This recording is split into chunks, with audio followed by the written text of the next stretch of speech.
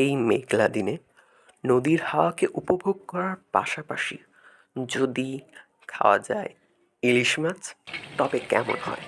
তাই বন্ধুরা মিলে চলে গেলাম মাওয়া ঘাট। মিশন টু মাওয়া।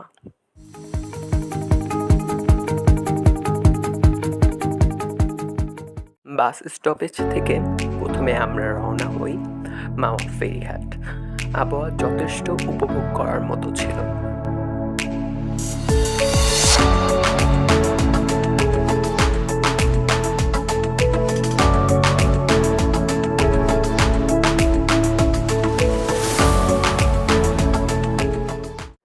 ফেরিঘাটের এখানে অনেক হোটেল রয়েছে।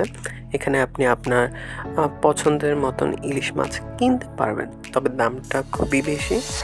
এক্ষেত্রে আপনাকে দামাদামি অবশ্যই করতে হবে।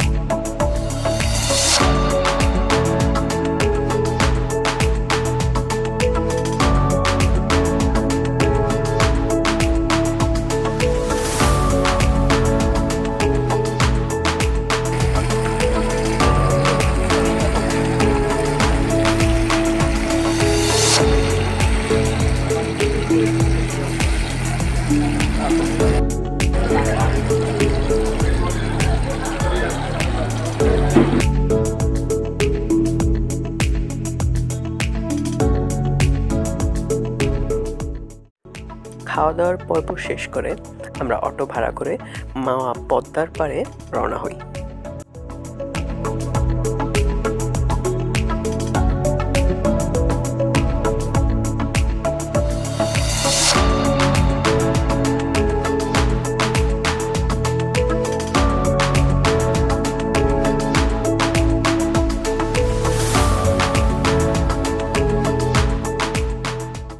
এই মেঘলা দিনে একলা ঘরে থাকে না এমন, কাছে যাব কবে পাবো ওগো তোমার নিমন্ত্রণ।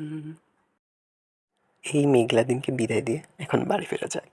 এই মেঘলা দিনে একলা ঘরে থাকে না তো মন, কাছে যাব কবে পাবো ওগো তোমার নিমন্ত্রণ।